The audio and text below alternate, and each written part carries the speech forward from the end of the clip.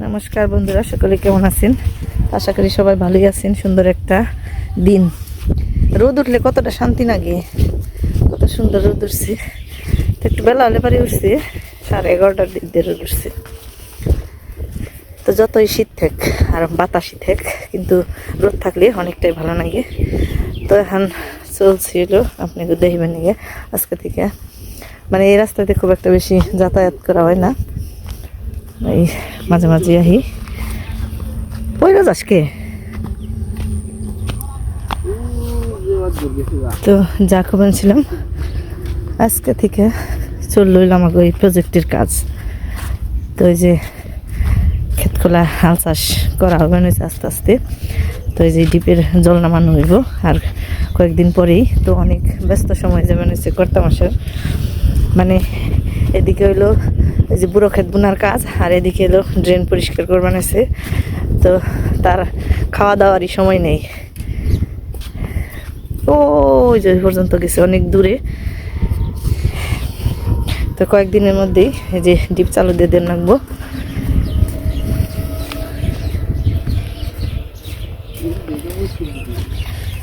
তো আমি তো অত দূর যাবো না, আমি ক্যামেরাটা দিয়ে দিই ছেলের কাছে, ও নিয়ে যাক। ওই যে দূরে, অনেক দূর।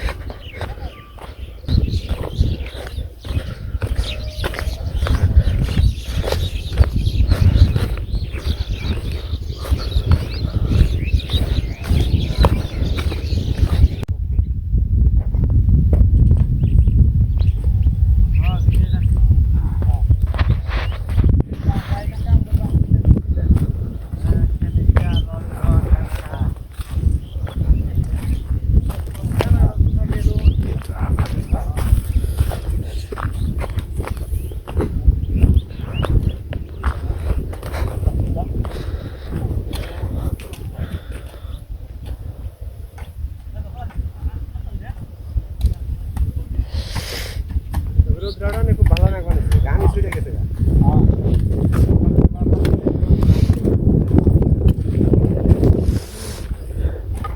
ভালো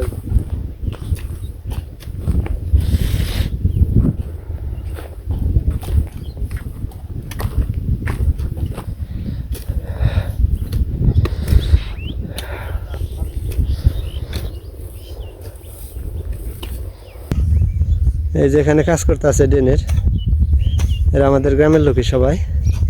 এখানে আছে কৃষ্ণ, এবরদাম গ্রামের, আছে আমার বিয়ে রামপ্রসাদ, আছে গোপাল বিয়াই পবিত্র, আর ওখানে আছে বাইরানন্দ, নির্মল, কোনাপাড়ার, দক্ষিণ পাড়ার, পূর্ব পাড়ার, সব পাড়া মিলাই।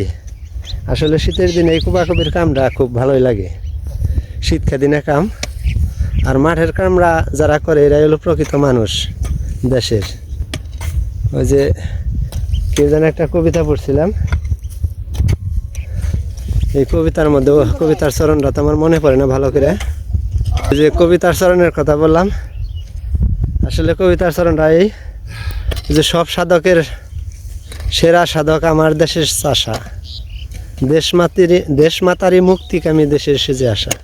আসলে দেশের আশা ভরসা এই কৃষকের উপর নির্ভর করে। তার কারণে এরা রৌদ্রে পুড়ে বৃষ্টিতে ভেজে শরীরের মাথার গ্রাম পায়ে ফেলে এরাই ফসল ফলার, এই ফসলই সবার অন্ন যোগায়। এই কারণে এই কবিতার চরণে কবিতারা লিখছি। আসলেও তাই। তাই এই আমারও একটা আশা আছে যে আমি কৃষি কাম করে সারা জীবন কাটাবো। এর নিগাই যে প্রজেক্টও আমি নতুন করে নিয়েছি, আপনারা সবাই আশীর্বাদ করেন, জানি ভগবানের নিয়ে আশীর্বাদ নিয়ে মঙ্গল মতের কাজের সমাধান করতে পারি। আজকে প্রথমে এই ড্রেন কাজ শুরু করছি, তারপরে হয়তো এই যে ট্রান্সফরমার আইনা প্রজেক্টের মেশিনও ছাড়তে হইব। এই জমিগুলো রয়েছে দেখেন, প্রতি এই এক এক বছর শস্য বনে, মানে সরিষে এক এক বছর হয়, এক এক বছর হয় না জল থাকার কারণে। এফিরা জল গেছে নামিতে, এই কারণে শস্য বনে নাই। তাই তাড়াতাড়ি এই মেশিনের কাজ শুরু করতে হবে ধান বোনার নিগে। যাই হোক বন্ধুরা, আমার পাশে থাকেন। আপনারা পাশে থাকলে আমার মনে সাহস থাকবে, আপনাদের সাহসী সাহস। দ্বীপটা ওই যে অদূরে আমাদের বর্ধমানের নিকটে। আমরা আসছি প্রায় এই যে কদমার মৌজায়, আর এই দিকে এই যে এইদিকে হলো তরফপুর মৌজা। এই যে দিকে কাজ করবার আছে, কাজ করতে থাক। আর ওদিকে কিছু জিনিস দেখে, ওইদিকে দেখেন ওই যে কতগুলো ছাগল দেখ মালিকেরই। ছাগলগুলাও দেশি ছাগল দেখা যায়। এই যে দেখেন ছাগলগুলা কি সুন্দর, দেশি জাতের ছাগল। সাদা কালাও আছে, একজ কালাও আছে, অনেকগুলো ছাগল।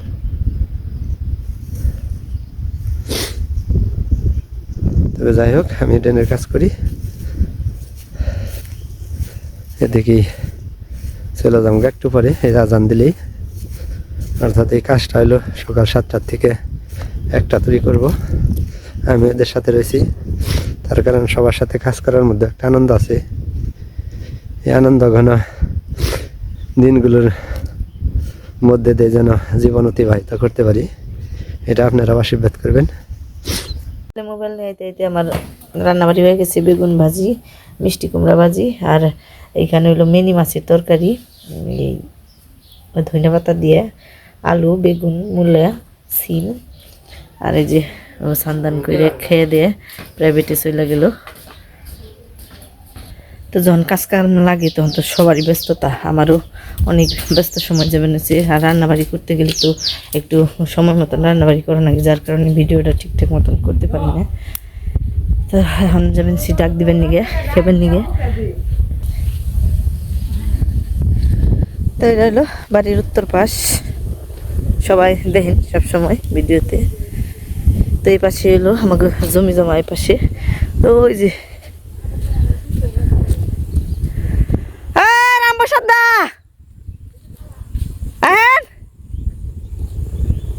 আর কর্তা মশাইও ওই যে ওই খেতে দিবেন এসে, মই দিবেন এসে।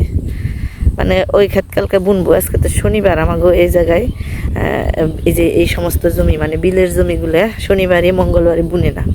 তো যার কারণে আজকে 2জন, কালকে হয়তো 4জন বা 5জন, যে কয়জন দিব।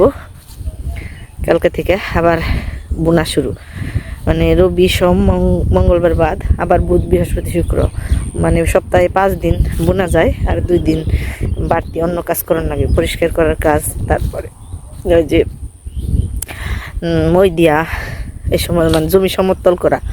তো এই সমস্ত কাজগুলোই এই সপ্তাহে 2 দিন করণ লাগে। তো ওই যে আমার যারা কাজ করে তারা এসে বানছে। তো আসলে যারা আমাদের ওই যে প্রজেক্টের ওইখানে যারা, এই যে বেশি দূরে না, এই কাছেই, যারা কাজ করলো আজকে এই 7টা থেকে 1টা পর্যন্ত, আসলে ওরা যে আজকে কাজ করবো, ওদের প্রথম কাজ করা মিষ্টি খাওয়ানোর দরকার ছিল, কিন্তু এটা আমার জানা না। তো যেদিনকে কিনে চালু দেওয়া হইব, ডিপটা চালু দেওয়া হইব, ওই দিন করামু। কারণ কালকে রাত্রেবেলা সিদ্ধান্ত নিছে যে তাহলে আজকেই কাজটা করব। তো যার কারণে আর কোনো কিছু করা হয়নি। ডাক দেন, শুনবো না তো।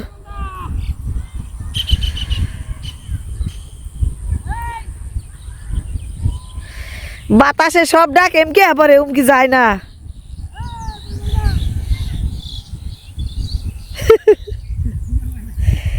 এবার গেলি আইবে নে।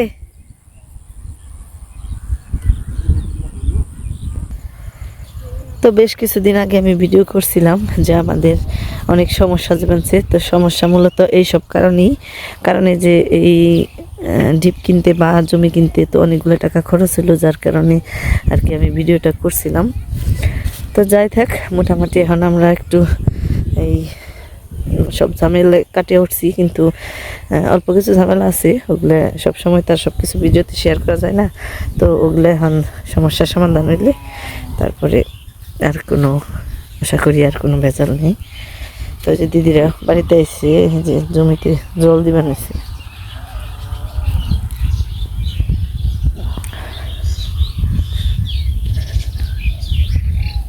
তো এখন হলো বিকেলবেলা, সবচেয়ে সুন্দর সিনারি হয় এখন এই বিকেলবেলার মুহূর্তে।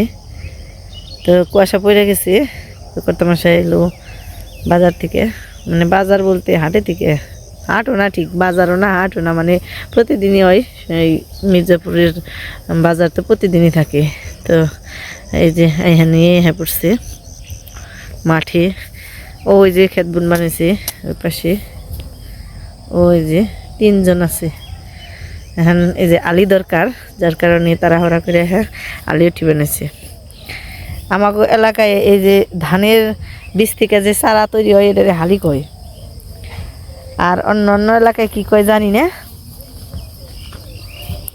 তা আমার এলাকায় যে এগুলোর হালি কয়, ভালোই বড় হয়েছে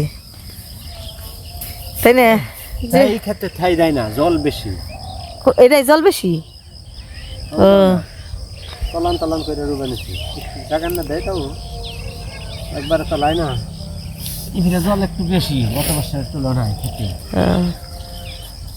আলিগুলো এমনি ভালো হয়েছে, সমাজ সবগুলা সমান হয়েছে ঠিকই, কিন্তু যে ঘাস হয়েছে যে গাছ তো গত বছর চেয়ে কম আছে।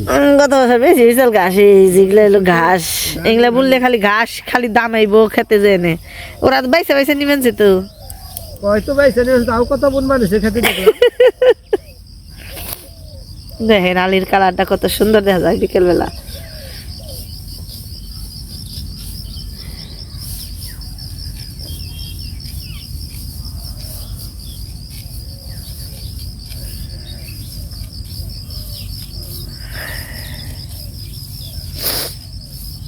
শীত পরে যাচ্ছে গা। তুমি কি শীতের জামা গায়ে দিয়েছ? হ্যাঁ, শীতের জামা কি গায়ে দিয়েছ? না, কাজ করলে তো শীত করে না। হ্যাঁ, তাই এটা উঠানি হয়ে গেছে, অল্প কিছু আছে। তাকে আলিতে হইব না কে উখাত বুই না, এটা কোন এই যে যেটুকু রয়েছে এইটুকু দেয়া ওইটা হয়ে যাবো গা। কয় কি বেশি হয়ে যাবো গা? ওই যে ওটা আরো তোর দেখে রয়েছে, ওটা আবার কোনটায় দিবে? বেশ চালাইবে।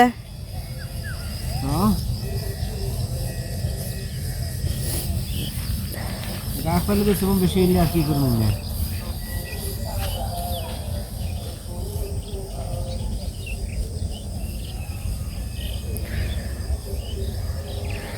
অর্ধেক বুনা হইব না বড় ওটা? কি করবো জানে, মন লাগে বুনবো। হ্যাঁ মন লাগে মানে তাড়াতাড়ি করে। ইও আছে মেলা, এই যে ছোট ছোট পোকা না কামড়ায় না, এই যে আমি না একটু খার হয়েছে আর কামড়ি বেনছে পায়ের মধ্যে। এই যে ছোট ছোট পোকা বুঝেই তো, আলি ভাঙ্গা কষ্ট আছে গো।